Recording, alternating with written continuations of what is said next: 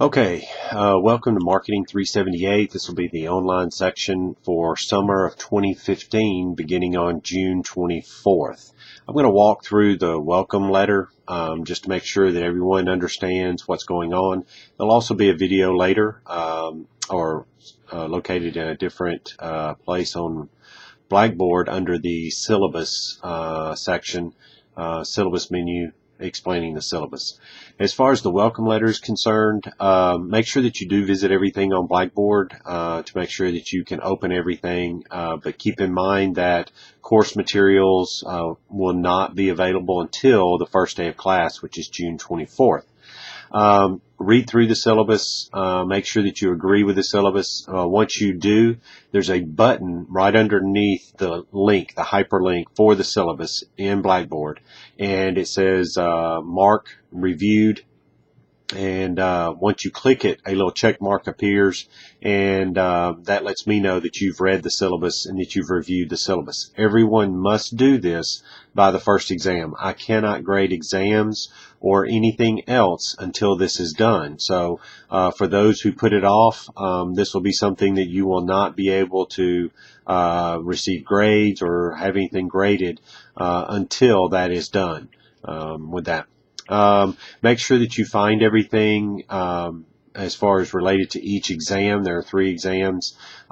With this, the material for the first exam will appear on June 24th at 12 a.m.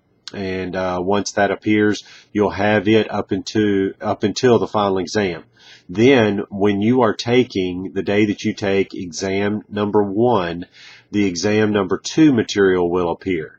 So you'll only get the exam 1 material to start the first third of the semester, and then you'll get the exam 2 material once exam 1 is completed. Let's see. There are chapter outlines and slides for each one of the chapters. So there'll be 2 files there. The outlines are a Word document. The slides are, of course, PowerPoint. These are different than what I do in Principles of Marketing. If you had me for Principles, you know I had very detailed slides, PowerPoint slides. There aren't near as many PowerPoint slides for each chapter as I have with Principles. So just be aware of that, that you're not going to be able to get everything off of the slides. There will be videos available similar to this one. There may not be a video for each and every chapter. There may be videos that I actually recorded a while back in a different semester, so some of the timing might be off just a little bit. But for the most part, I'll have videos out there explaining some of the more difficult information or some commonly asked questions. I'll have videos out there for that. The course is set up with 3 sections. There's a Unit 1, Exam 1. The first section is chapters 1 through 7. And then Unit 2 will be sections 8 through 12. And then the last unit will be 13 through 18. The way this works is the first few units, first third of the semester, you'll have an exam covering chapters 1 through 7. Chapter 1 is kind of an overview chapter, and I'll have a video for that one. The main thing in that chapter will be at the very end, where it has the model of consumer behavior, and that shows you how the course is structured and why I did it the way I did. The rest of Unit 1, chapters 2 through 7, cover the external influencers on our buying behavior. So basically, we'll be looking at why people buy what they buy.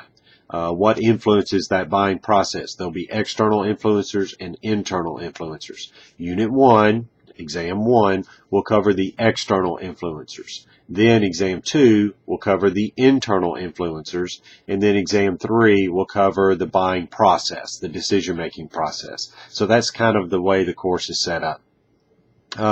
Start finding a textbook now. This is a required textbook. You need to make sure that you have a copy of it. There are no excuses. You've had plenty of time with this course being available. Those of you that added the course late, the information was available 2 weeks prior to the exam starting, and so if you added late, you need to get a rush copy, pay the extra expense to get a copy in. You can always do an electronic copy, which you can get immediate access to it. No excuses on not having a textbook for the course. Let's see. My office hours for this online summer course. My office hours will only be online office hours. You can send me an email. If I receive that email during the morning, say Monday through Thursday, between 8 and 9:30, I should be able to get back with you fairly quickly. But if it comes in during the day, or evening, or on a Friday, Saturday, or Sunday, then it may be a little while before I get back with you. If you send something, say, in the evening on Monday evening, I will not respond until the next day, on Tuesday. If you send something on a Friday, Saturday, or Sunday, I will not respond until Monday. So just be aware of that when you send out emails and try to get in touch with me. If you must talk to me in person, you can call me. I suggest that you send an email setting up a phone conversation with me, a time that you will be calling my office phone, and so I'll be sure to be available during that time. So if you need to meet with me in person, come to the Jacksonville, Alabama campus, then you'll also need to send an email setting up a meeting time for that.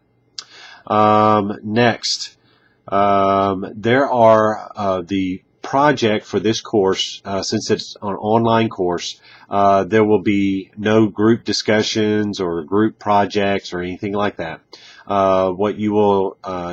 The project for this course is an individual project, individual student project. Since the course is divided into 3 sections, I have assigned a current event assignment for each section, for each unit.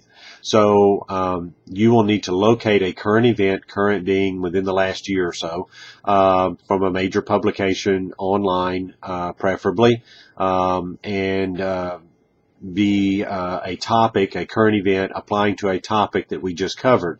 For example, in the first unit, chapters 2 through 7 deal with external influencers, things like family influence, cultural influences, subculture influences, the different groups we belong to, group influence. If you can, finding a current event pertaining to one of those topics. Let's say that you find that the subculture in the United States, the Hispanic, Latino subculture, is now influencing the purchase of whatever.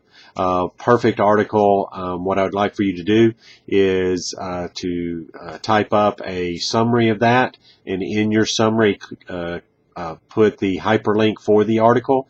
And the summary, though, is a summary. It's not a cut and paste from the article. Don't cut and paste entire paragraphs and put it in. I want your words on what this article is about. Then you will email me that summary with the hyperlink of the article in the summary as a Word attachment in an email to me.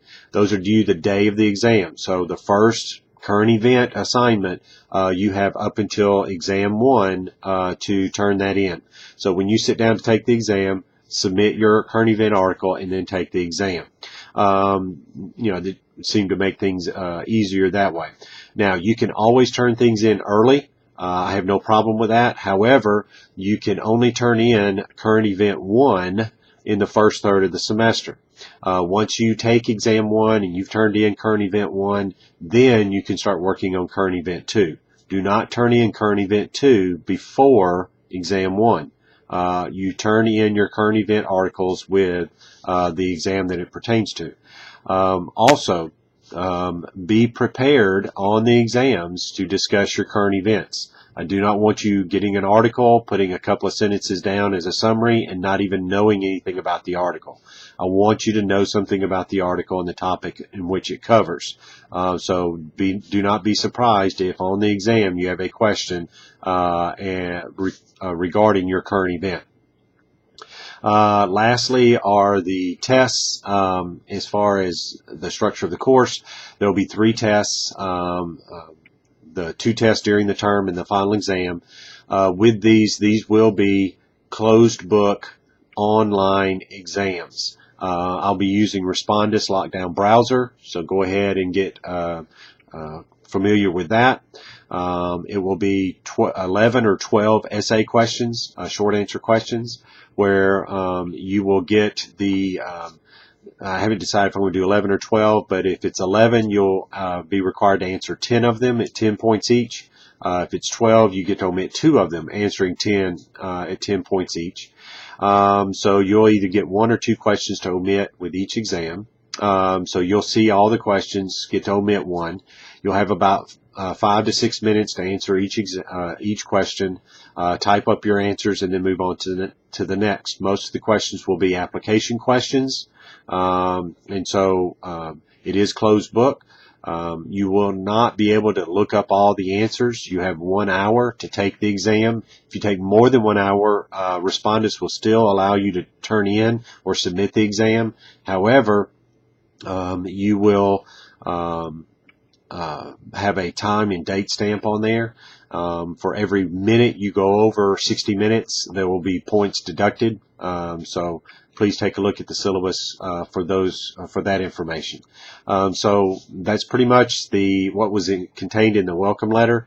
As I'll go through each and every part of that with the syllabus as well in a little bit more detail. So just giving you a heads up on what's going on with the course. Welcome to Consumer Behavior Marketing 378 for the summer 2015 term.